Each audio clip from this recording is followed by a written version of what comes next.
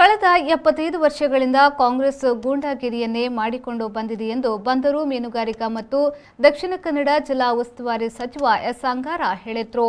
ರಾಮನಗರದಲ್ಲಿ ನಡೆದ ಘಟನೆಯ ಬಗ್ಗೆ ಪುತ್ತೂರಿನಲ್ಲಿ ಸುದ್ದಿಗಾರರ ಜೊತೆ ಮಾತನಾಡಿದ ಅವರು, ಕಾಂಗ್ರೆಸ್ ತಾನು ಏನೂ ಮಾಡಲ್ಲ, ಇತರರನ್ನ ಮಾಡಲು ಬಿಡಲ್ಲ ಎನ್ನುವ ಜಾಯಮಾನದವರು. ಕಾಂಗ್ರೆಸ್ನ ಈ ಗೂಂಡಾಗಿರಿ ಪ್ರವೃತ್ತಿಯನ್ನ ಸ್ವತಃ ನಾನು ಕಳೆದ 56 ವರ್ಷಗಳಿಂದ ನೋಡಿಕೊಂಡು ಬಂದವ. ರಾಜ್ಯದಲ್ಲಿ ಆಗುತ್ತಿರುವ ಅಭಿವೃದ್ಧಿ ಕೆಲಸಗಳನ್ನು ನೋಡಿ ಹತಾಶರಾಗಿರುವ ಕಾಂಗ್ರೆಸ್ ಈ ರೀತಿಯ ಗೂಂಡಾ ವರ್ತನೆಯನ್ನ ಮತ್ತೆ ಆರಂಭಿಸಿದೆ.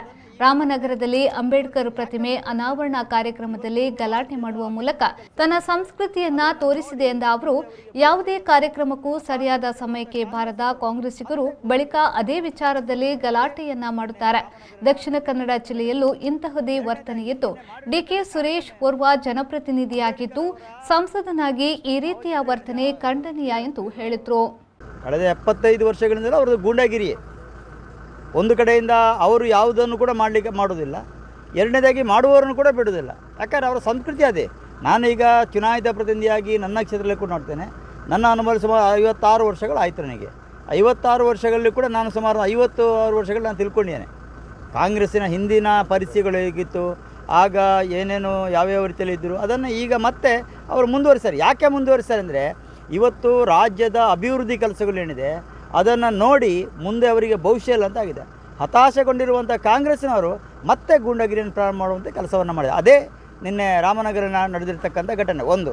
ಎರಡನೇದಾಗಿ ನಿನ್ನೆ ಮಾಡಿರ್ತಕ್ಕಂಥ ಕಾರ್ಯಕ್ರಮ ಏನು, ಅಂಬೇಡ್ಕರ್ ಅವರ ಭಾವಚಿತ್ರ ಏನಿದೆ, ಇದು ಪ್ರತಿಷ್ಠೆ ಏನಿದೆ ಅದನ್ನು ಅನಾವರಣ ಮಾಡುವಂಥ, ಪುತ್ಥಳಿಯನ್ನು ಅನಾವರಣ ಮಾಡುವಂಥ ಕಾರ್ಯಕ್ರಮ.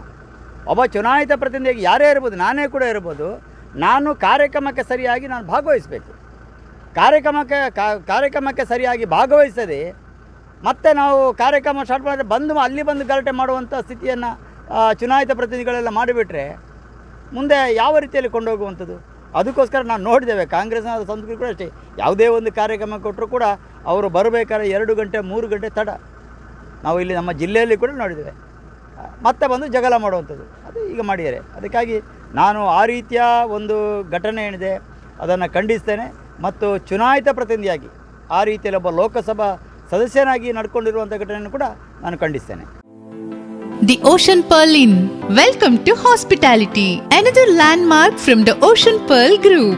Ideally located and well-equipped hospitality destination in the heart of the Mangaluru city.